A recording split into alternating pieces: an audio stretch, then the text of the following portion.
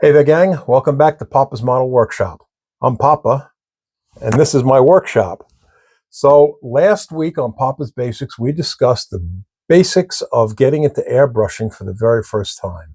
So I'm sure that you all ran right out and got your first airbrush. Congratulations. And you know what? If you really did run out and get an airbrush, send me some pictures. I'd love to see what you have. Anyway, the next question is, what do you put in the airbrush? Well, there's two things to consider with regard to paint, okay? There's paint type and there's paint brand. Now, your paint type is going to really come down to three: enamel, lacquer, or acrylic. There are characteristics to all three of them that are positive, and there's, I guess, negatives too. So we'll discuss some of that. The one thing I'll say is acrylic. The big benefit with acrylic is there's little to no odor.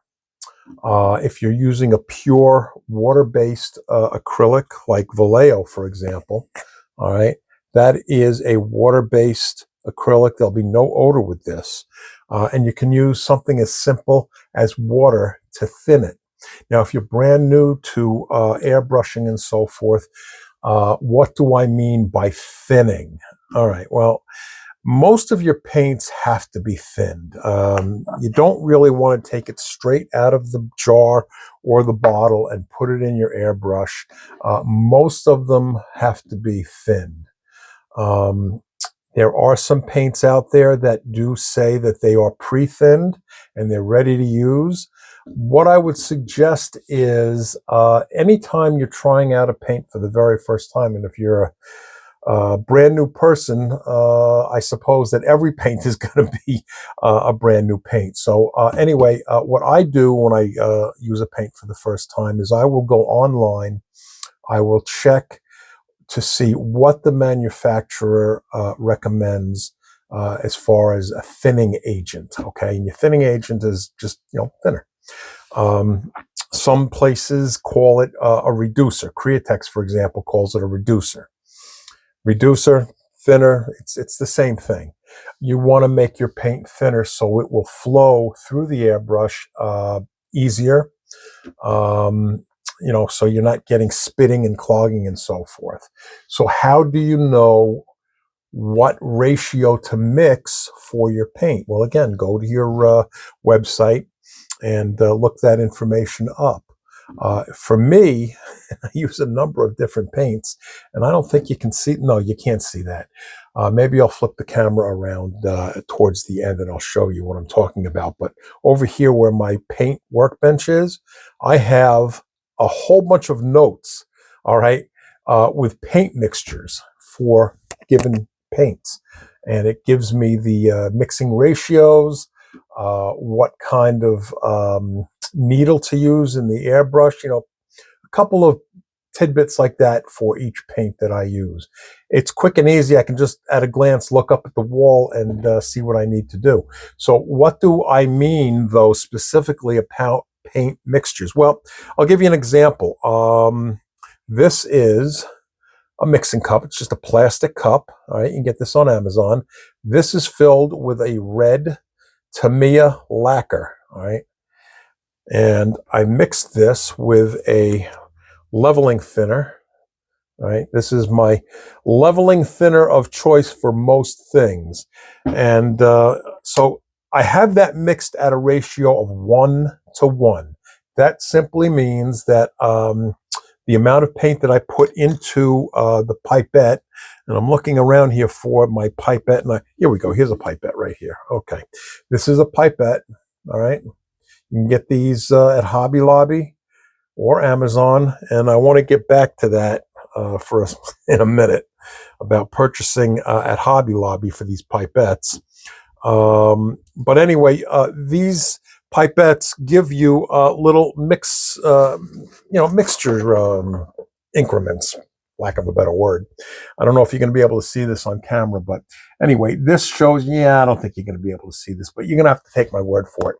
It measures out 1 milliliter, 2 milliliters, and 3 milliliters, okay? So it does give you a component for measuring out your paint. So if you're mixing 1:1, all right? And let's say you measure out 1 milliliter of paint into your pipette, all right? That means you want to put 1 milliliter of thinner, whether you use leveling thinner or lacquer thinner. If you're doing an acrylic and it calls for 1-to-1, then it would be 1 milliliter of water to 1 milliliter of acrylic paint. Okay, so that's what I mean by 1-to-1. Pretty basic. If it's 2-to-1, then that means you're going to cut the thinner in half. So if you're using 2 milliliters of paint, then half of that would be 1 milliliter of thinner. All right. And your online reference will be able to tell you what those ratios are. Okay. Now, having said that, I will tell you sometimes the online information isn't always 100% spot on. All right. So now I'm saying something that's a bit contradictory. I would say probably 99% of the time it's going to be correct, but once in a while you will find something where what they're saying doesn't always add up to practice in reality. Okay, I found that to be the case with Stynylrez. Stynylrez is a acrylic primer. And this is an instance where they say that it's pre-thinned and it's ready to use. Just put it into your airbrush and go for it. So I did that. That's what the manufacturer suggested, and I will always take the manufacturer's suggestion first. And if it doesn't work, then you have to go trial and error, which is what I did. Using the Stynylrez right out of the bottle, as they said, I found that the airbrush was struggling to push the paint. It was getting sticky in the nozzle and so forth. So I went and did what I just mentioned. I had to do a little bit of my own trial and error. And what I came up with for the Stynylrez was I mixed it, okay, with 3 parts of the Stynylrez primer to 1 part water. And that worked great. So sometimes you do your homework, you get the information, and you still have to do your own little experimentation. Like I said, 99% of the time, what they recommend when you look things up is going to be correct. So go with that first. But if you go with that and it's just not working out, yeah, you'll have to do a little bit of trial and error. And if you do your trial and error, make sure you write it down, because there's a lot of paints out there, and you think you're going to remember it, but as you get more and more into this hobby and you start using more and more paints, you're not always going to remember. So write it down. And that's what I have up on the wall over here. I have all my little notes hung up. So anyway, let me just show you something really quick. This is, as I showed you, my little cup, all right, with the Tamiya lacquer. It's already mixed 1-to-1. And what are you looking for? Now I'm going to step over here so I can get closer for you. And I hope I can do this. You're looking for this paint, okay, to go up. Can you see how that's streaking up? And as it sits there, it's running back down a little bit. All right, well, it's running down altogether, I guess, but it's leaving a residual behind. All right, that's what you're looking for. Essentially, you are looking for the consistency of your paint to be like skim milk. That's probably the old adage, to make it like skim milk. So if you pull up on the side of your cup with your paint and you see it running back down, but it's leaving behind a residual, as I just showed you, that's what you're looking for. If you pull the paint up with that stick and it kind of hangs there and doesn't really move down, or it's moving down really slowly like molasses or something, your paint is probably too thick. If you pull it up and it runs right down again like water, really not leaving much residual behind, then you're too thin. You're going to have to add a little bit more paint then. So that's the consistency of paint that you're looking for, and that's where your mixing ratios come into play. And like I said, the best thing to do is to jump online and check it out. A lot of times, the information that you need, you would think it's on the bottle, all right? But a lot of times it's not. Chroma Air, for example, okay, I used this for the very first time about 2 weeks ago. So, you know, I went online and I checked and I got the information I needed. And again, that was for this. This is a 66 Chevy Fleet Side. This is a group build, as a matter of fact.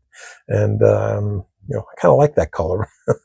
But what I found with Chroma Air is they had recommended really you could use just about any thinner or reducer. So in that case, it gives you a great deal of latitude. And the reason that's a point is because a lot of these acrylic paints, and I mentioned Vallejo a couple of times. Vallejo is really finicky. So is Createx. You have to use their products in order to get the mixtures to work. And the Chroma Air said, nope, you can use anything you want. And they specifically mentioned the Createx 4011 reducer, all right, as one of the choices. So I figured if they mentioned it by name, I'll go with that. And as you see, it came out really very nicely. Okay, so, you know, repeating myself, listen to what you find online first and foremost.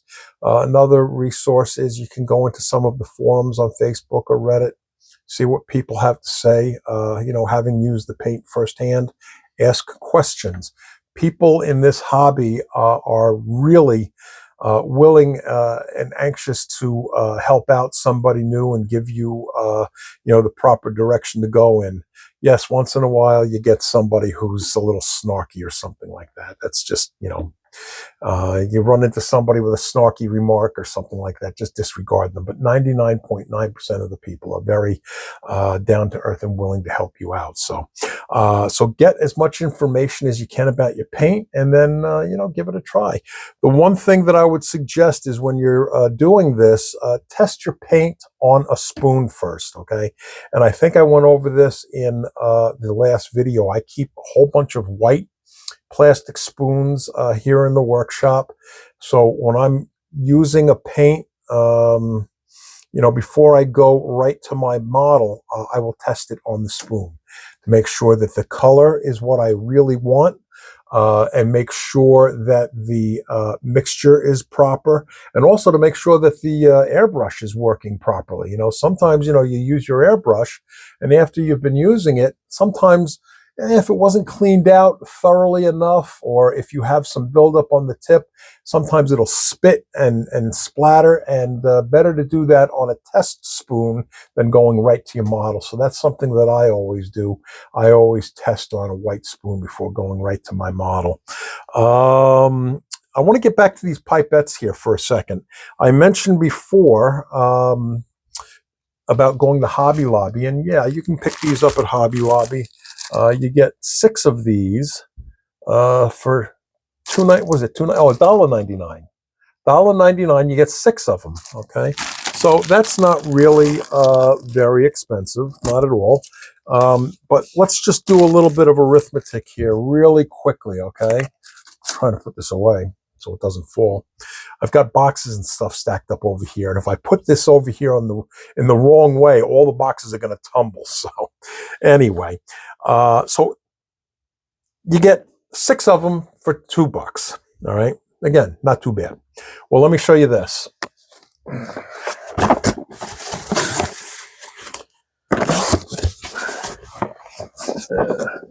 Tip this in such a way that I'm not going to spill it all out. Can you see this whole big box? It's filled up with pipettes. Can you see that? Okay. There's 300 pipettes in here. You know what I paid for that? $10. Now, if you do the math really quickly, if you want to get 300 pipettes like this from Hobby Lobby, it's going to cost you $50, okay, to get 300 of these at $1.99. Whereas Amazon, like I said, 300 of them for $10. So sometimes it pays to shop around. Alrighty, and by the way, let me just show you something else here since we're talking about mixing and so forth. These mixing cups, can you see inside there? All right. There's nothing in that cup. See, nothing in that cup. All right. What is in the cup sometimes is right at the very bottom, you will have nubs. Usually you'll find them on the order of like 3 nubs right at the bottom.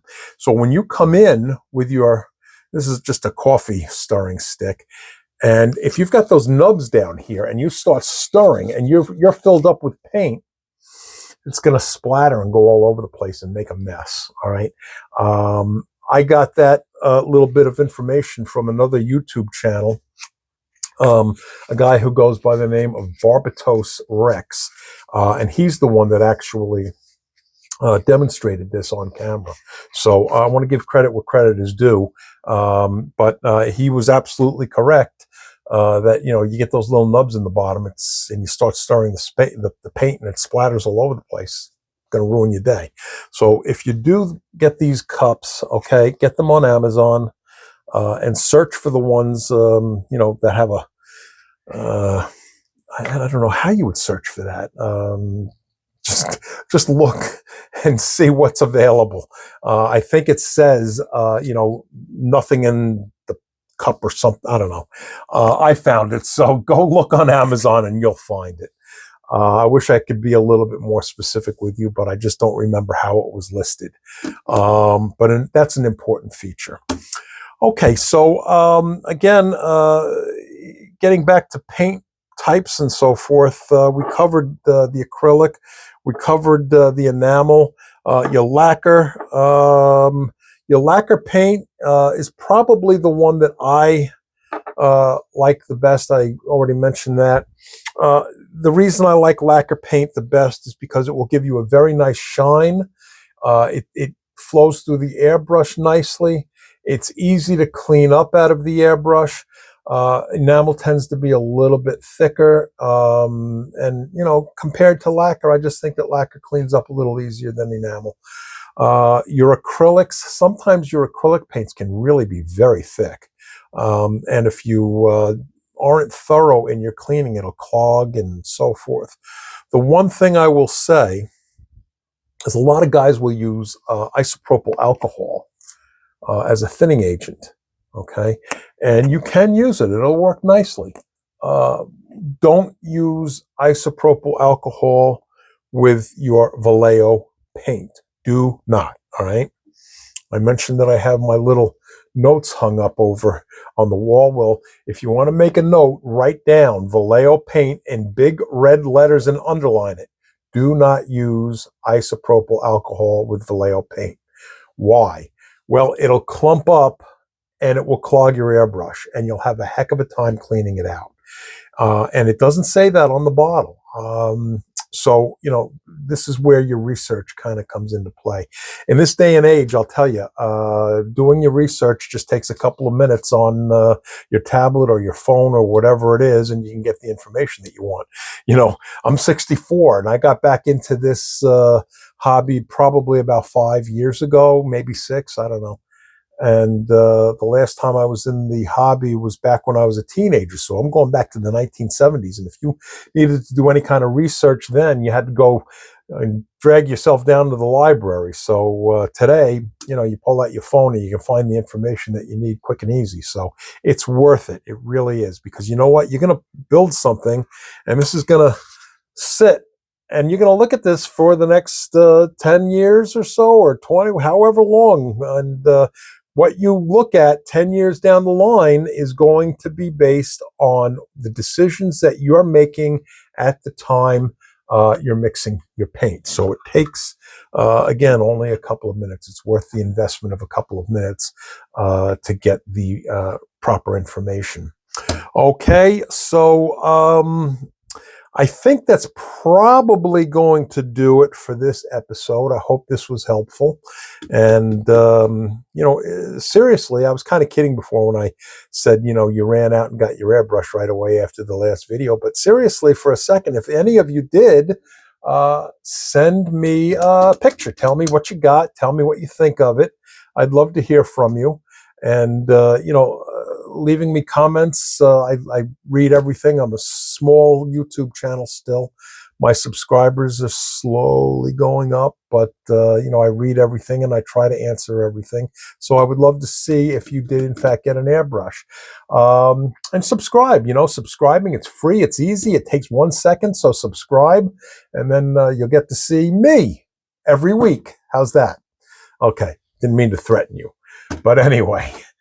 Subscribe and hit the little bell. And, if you want to give me feedback, leave a comment. And you can also leave me feedback on my Facebook page, Papa's Model Workshop on Facebook, or Papa's Model Workshop at gmail.com if you want to send me an email. Okay, so I hope this was helpful, as I said. And I'll see you in the next video, okay? So happy modeling.